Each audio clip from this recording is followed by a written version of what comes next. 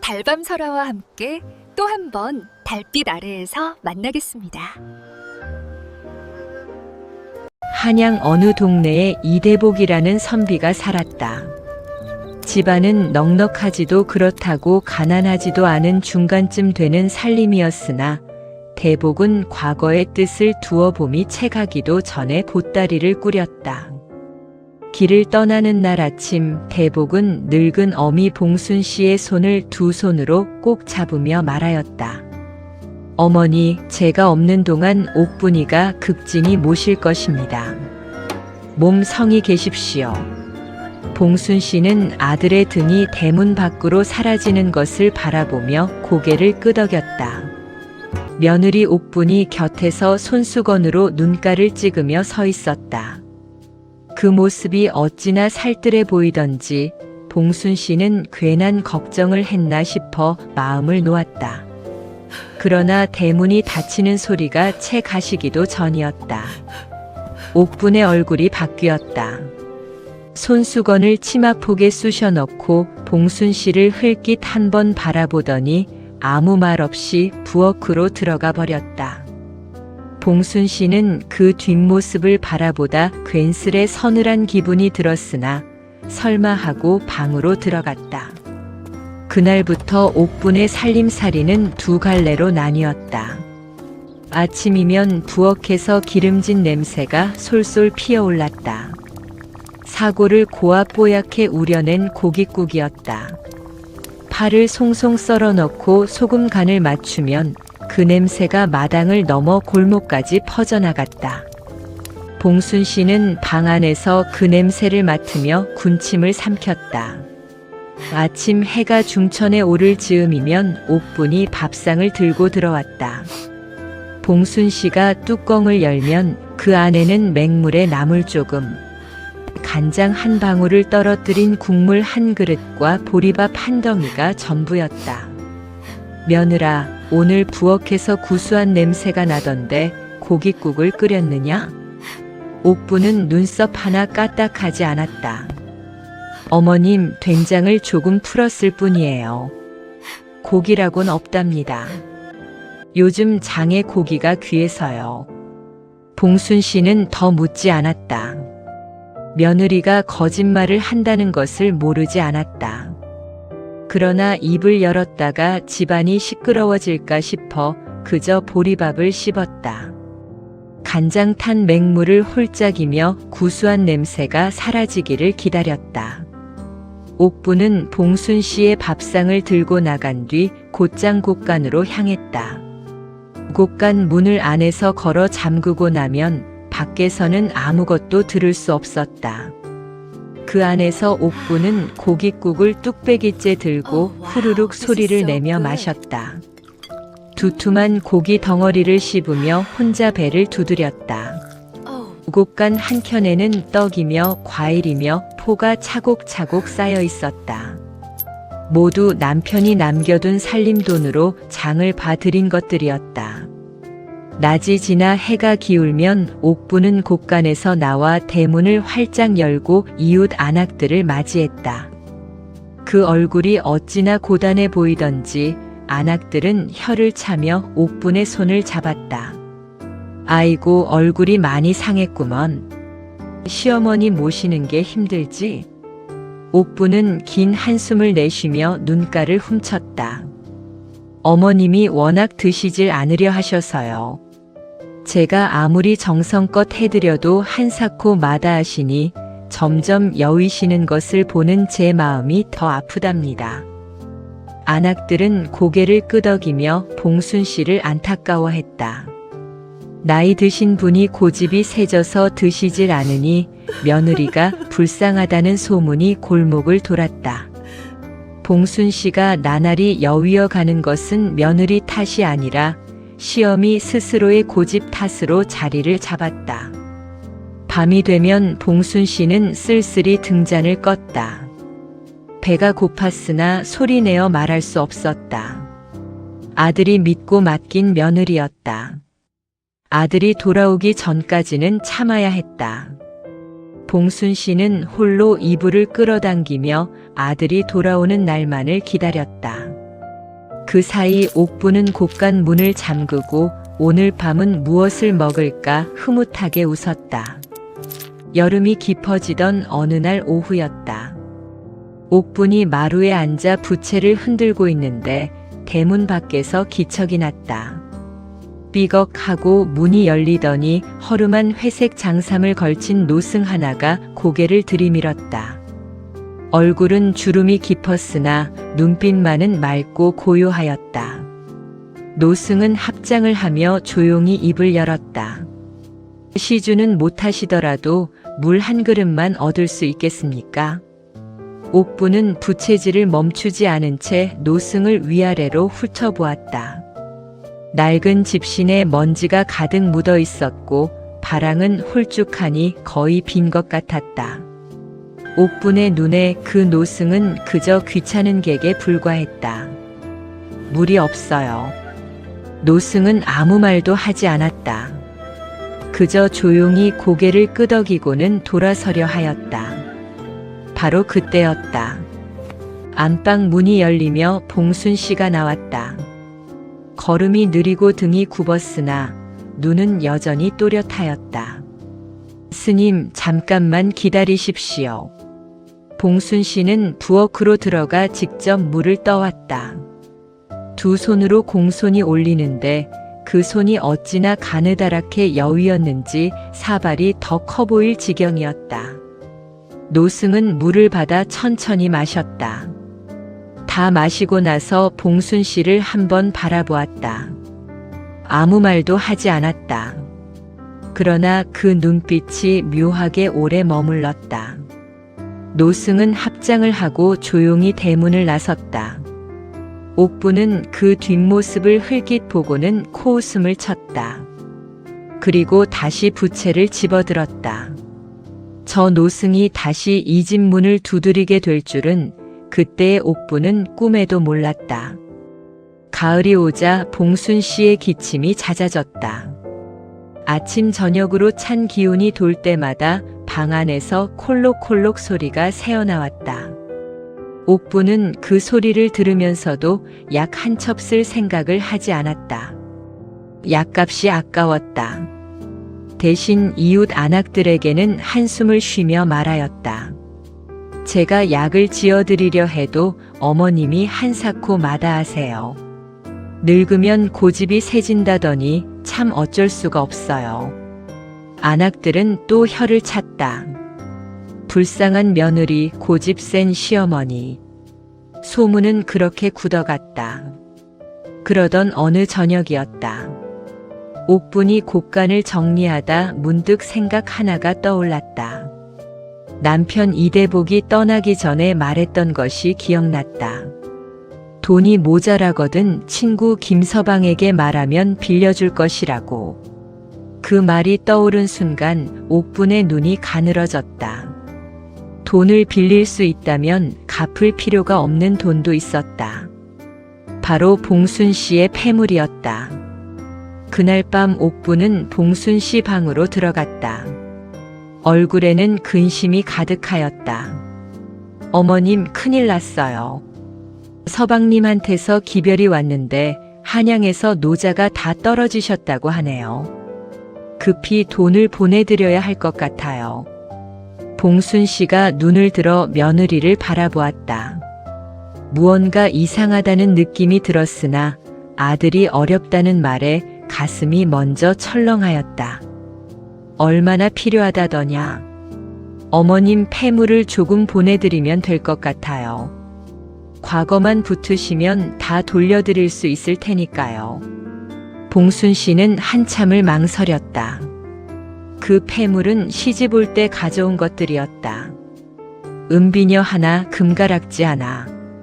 평생 손에서 놓지 않았던 것들이었다.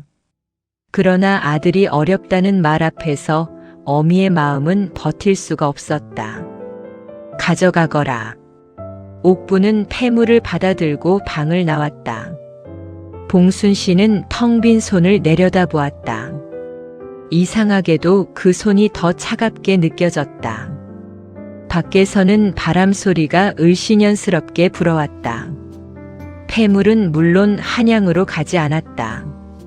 곳간 깊숙한 곳, 낡은 보자기에 쌓인 채 숨겨졌다. 옥부는 그것을 넣어두고 자물쇠를 채우며 입꼬리를 올렸다.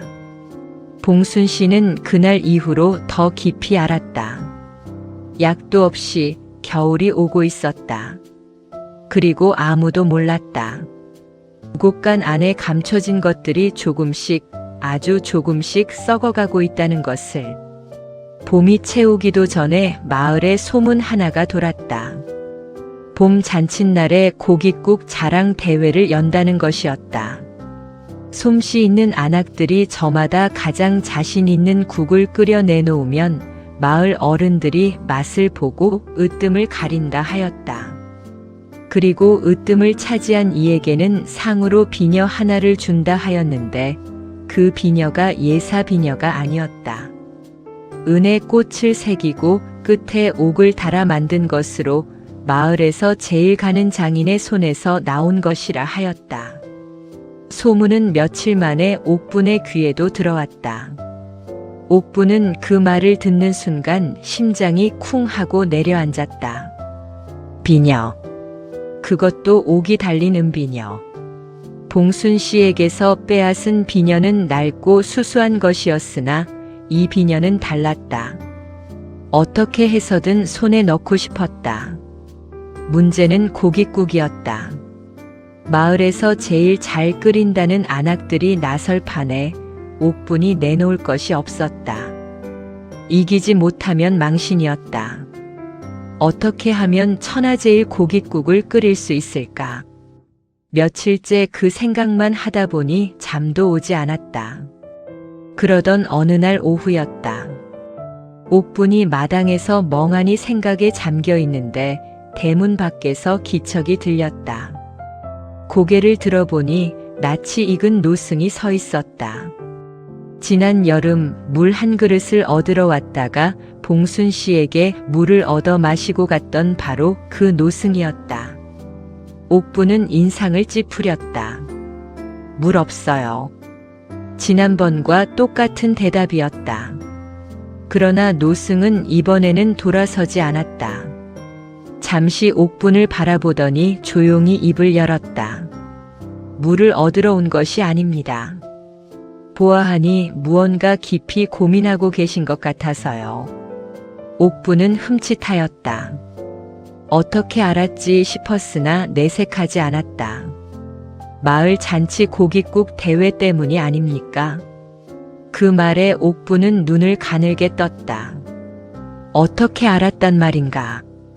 묻지도 않았는데 속을 꿰뚫어 보는 노승이 갑자기 무섭기도 하고 신기하기도 하였다. 노승은 아무렇지 않은 표정으로 말을 이었다.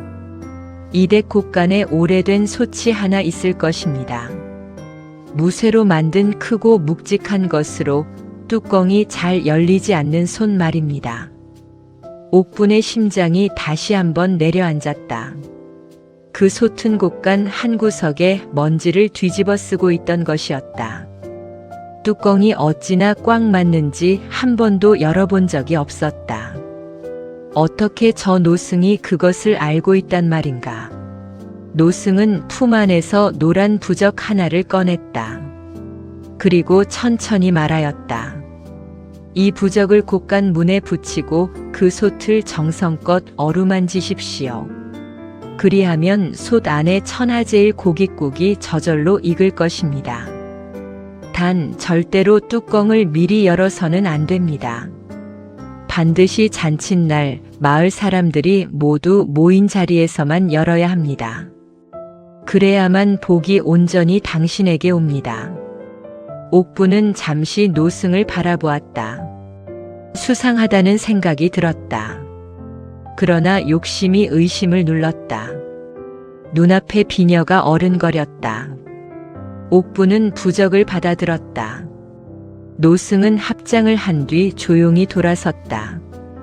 뒤도 돌아보지 않고 대문을 나서는 그 뒷모습이 어쩐지 처음부터 이 집에 오지 않은 사람처럼 사라져버렸다. 옥분은 부적을 들고 곳간으로 달려갔다. 곳간 문에 부적을 붙이고 안으로 들어가 그 묵직한 솥을 찾아냈다. 손으로 어루만지니 쇳덩이 특유의 차가운 감촉이 느껴졌다. 옥부는 눈을 감고 솥을 쓰다듬었다. 제발 맛있는 국이 되어다오. 제발 비녀를 갖게 해다오. 속으로 빌고 또 빌었다. 그리고 손이 뚜껑으로 갔다. 살짝만, 아주 살짝만 열어보고 싶었다. 손가락이 뚜껑 테두리를 감쌌다. 그러나 노승의 말이 귓가에 울렸다. 절대로 미리 열어서는 안 된다. 뚜껑을 열면 복이 달아난다. 옥부는 이를 악물고 손을 거두었다. 뚜껑은 굳게 닫힌 채로 남았다. 그 안에 무엇이 들어있는지 아직 아무도 몰랐다. 잔칫날까지는 닷새가 남아있었다. 옥분에게 그 닷새는 평생보다 길게 느껴졌다. 잔칫날 아침이 밝았다. 옥부는 새벽같이 일어나 머리를 매만지고 고운 옷을 차려입었다. 거울에 비친 자신의 얼굴을 보며 입꼬리를 올렸다. 오늘은 반드시 이긴다. 오늘은 반드시 저 비녀를 손에 넣는다. 옥부는 곳간으로 들어가 그 묵직한 솥을 두 팔로 끌어안았다. 뚜껑 사이로 무언가 은근한 냄새가 스미는 것 같기도 하였다. 옥부는 코를 가져다 댔다. 분명 무언가 익은 냄새가 났다. 가슴이 두근거렸다. 정말이구나. 노승의 말이 정말이었구나. 솥을 수레에 싣고 마을 마당으로 향하는 옥분의 발걸음은 날아갈 듯 가벼웠다. 그러나 그 솥 안에 진짜로 무엇이 들어있는지 옥분은 아직 몰랐다. 그리고 그것을 알게 되는 순간이 생각보다 훨씬 빨리 다가오고 있었다. 마을 마당에는 사람들이 가득 모여 있었다. 안악들이 저마다 솥을 앞에 두고 줄을 서 있었고 구경꾼들이 그 주위를 빽빽이 둘러쌌다. 마을 어른들이 상석에 앉아 차례로 맛을 볼 준비를 하고 있었다. 그런데 그 자리에 낯선 얼굴이 하나 있었다. 마당 한켠에 먼지 묻은 도포를 걸치고 서 있는 남자. 옥부는 그 얼굴을 보는 순간 다리에 힘이 빠지는 것을 느꼈다. 이대복이었다. 남편이 돌아온 것이었다. 언제 왔는지 어떻게 이 자리에 나와 있는지 옥부는 알 수 없었다.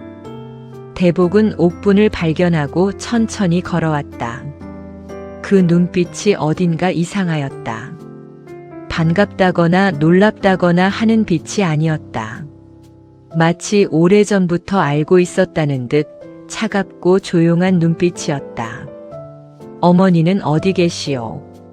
옥부는 가슴이 철렁하였다. 그러나 여기서 무너질 수는 없었다. 오늘 비녀만 손에 넣으면 된다. 그 다음은 그 다음에 생각하면 된다. 몸이 편찮으셔서 집에 계세요. 제가 오늘 대회에서 꼭 이겨서 기쁜 소식을 전해드리려고요. 대복은 아무 말도 하지 않았다. 그저 옥분의 얼굴을 한참 바라보다가 옆으로 비켜섰다. 옥분은 숨을 골랐다. 지금은 대회가 먼저다. 차례가 돌아왔다. 옥분이 수레를 끌고 앞으로 나섰다. 사람들의 시선이 일제히 쏠렸다. 옥부는 어깨를 펴고 목소리를 높였다. 제가 오늘 천하제일 고깃국을 내놓겠습니다. 맛을 보시면 다른 국은 입에도 대시지 못할 것입니다. 사람들이 웅성거렸다. 어디서 저런 자신감이 나오느냐고 어디 한번 보자고. 옥부는 솥 앞에 섰다. 손을 뚜껑에 얹었다. 심장이 터질 것 같았다. 드디어 이 순간이 왔다. 옥분이 뚜껑을 들어 올렸다. 그 순간이었다. 마당 전체가 조용해졌다. 냄새가 먼저 왔다. 코를 찌르는 역하고 퀴퀴한 냄새. 사람들이 하나둘 코를 막기 시작하였다. 옥부는 솥 안을 내려다보았다.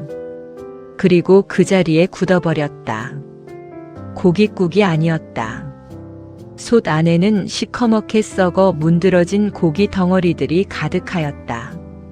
곳간에서 혼자 먹다 남긴 것들, 몰래 쟁여두었던 떡과 반찬들이 형체도 알아볼 수 없이 뭉개져 있었다. 그 위로 구더기가 슬어 있었다. 냄새가 마당을 넘어 골목까지 퍼져나갔다. 저게 뭐야? 냄새 좀 봐. 썩은 거잖아. 도대체 저게 뭘 끓인 거야? 사람들이 뒤로 물러섰다. 아이들이 코를 막고 달아났다. 마을 어른들이 인상을 찌푸리며 자리에서 일어섰다. 옥부는 그 자리에 서서 솥을 내려다보았다. 다리가 떨렸다. 입이 열리지 않았다. 그때 군중 사이를 헤치고 누군가 걸어 나왔다. 대복이었다.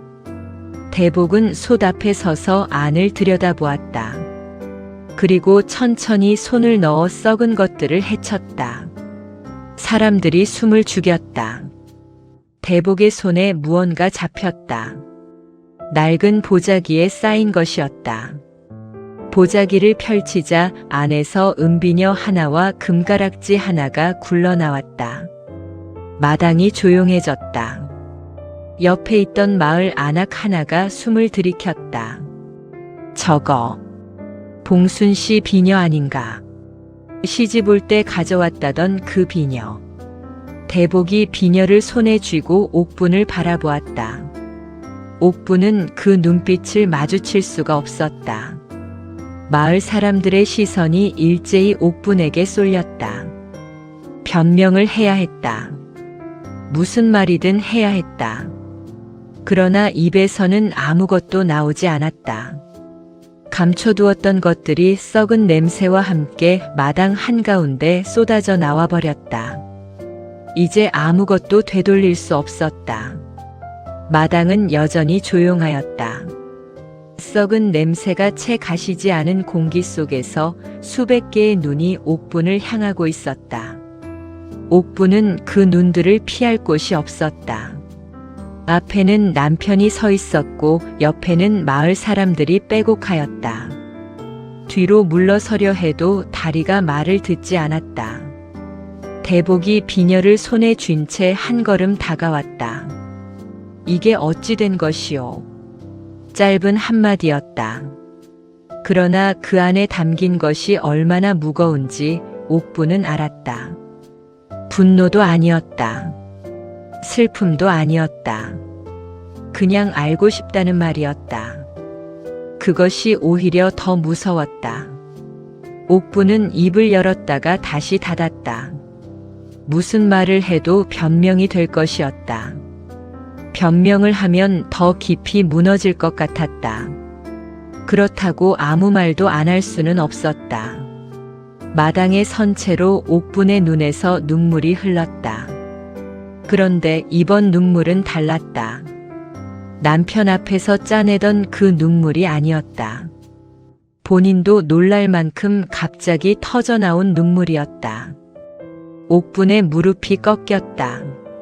마당 한가운데 마을 사람들이 다 보는 앞에서 무릎을 꿇었다. 손이 땅을 짚었다. 이마가 흙에 닿았다. 제가 잘못했습니다. 그 한마디를 내뱉는데 반년이 걸렸다. 목이 메어 더 이상 말이 나오지 않았다. 흙바닥에 눈물이 떨어졌다. 마을 사람들이 웅성거렸으나 옥분의 귀에는 아무것도 들리지 않았다. 대복이 오래 서 있었다. 비녀를 쥔 손이 떨렸다. 그는 아무 말도 하지 않은 채 몸을 돌렸다. 마당을 가로질러 마을길로 나섰다. 집으로 가는 것이었다. 어미를 보러 가는 것이었다. 옥부는 남편의 뒷모습을 바라보았다. 저 발걸음이 어미 방으로 향하고 있다는 것을 알았다. 그리고 그 방에서 무슨 이야기가 오갈지도 알 것 같았다. 일어서야 했다. 따라가야 했다. 그러나 몸이 움직이지 않았다. 얼마나 지났을까? 마을 사람들이 하나둘 흩어졌다. 썩은 손만이 마당 한가운데 덩그러니 남았다. 옥부는 그 솥을 바라보며 오래 앉아 있었다. 저 안에 들어있던 것들이 자신이 감춰온 것들의 전부였다. 먹을 것을 감추고 거짓말을 감추고 욕심을 감추고 감춘 것들이 모두 썩어버렸다. 옥부는 천천히 일어났다. 다리가 후들거렸다. 집으로 걸어갔다. 대문을 밀었다. 안에서 대복의 목소리가 들렸다. 낮고 떨리는 목소리였다. 어머니, 제가 잘못했습니다. 제가 눈이 멀었습니다. 봉순 씨의 목소리가 들렸다. 가늘고 힘없었으나 또렷하였다. 됐다. 내가 왔으니 됐다. 옥부는 방문 앞에 섰다. 문을 열 수가 없었다. 손이 문고리에 닿았다가 다시 내려왔다. 문 너머에서 봉순 씨의 기침 소리가 들렸다. 그 소리가 가슴을 파고들었다. 저 기침이 얼마나 오래된 것인지 옥부는 알고 있었다. 약 한 첩 쓰지 않은 채 겨울을 넘긴 몸에서 나오는 소리라는 것도. 옥분이 문을 열었다. 봉순 씨가 눈을 들었다. 대복이 돌아보았다. 세 사람이 한 방 안에 있었다. 아무도 먼저 말하지 않았다. 옥부는 방바닥에 이마를 대고 엎드렸다.